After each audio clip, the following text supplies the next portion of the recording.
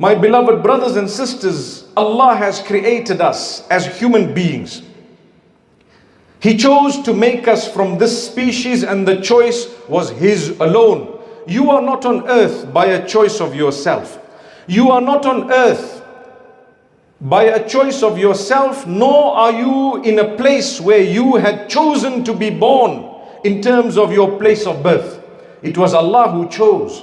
And everything Allah chooses, remember, it's part of your test. So Allah Almighty puts you in a situation and a condition whereby certain things you have no say in, but many other things Allah gives you the ability, the capacity, the brain, the understanding to a degree, and Allah wants you to use all of that to worship Him and Him alone. For this reason Allah says in the Quran, وَمَا خَلَقْتُ الْجِنَّ وَالْإِنسَ إِلَّا لِيَعْبُدُونَ. I have not created mankind or jinnkind except for them to worship me.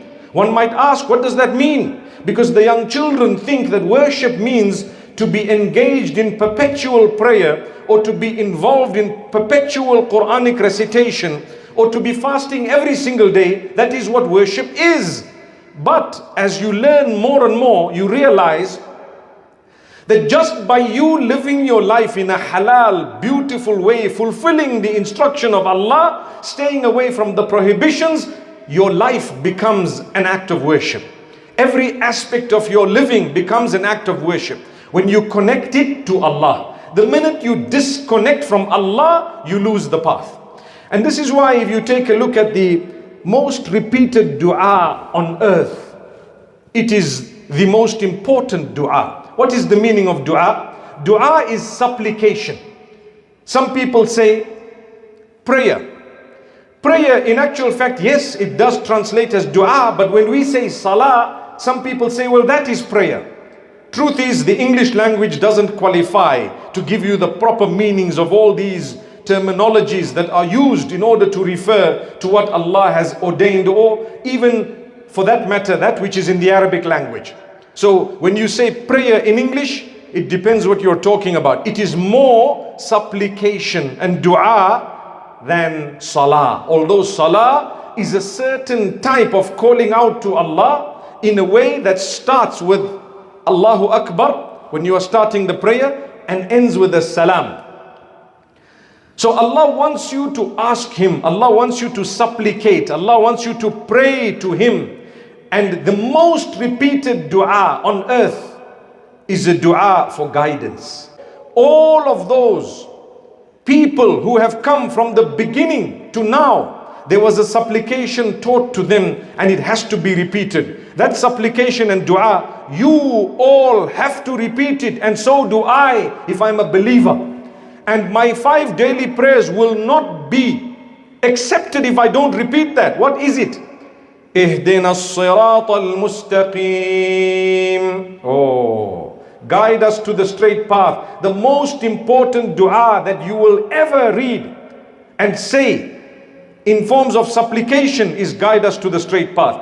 It is compulsory to repeat that in every unit of your prayer. So Allah wants you to repeat that, because the most important gift that Allah can ever give you is that He guides you to the straight path. Not the path of those who have earned His anger, nor the path of those who have gone astray.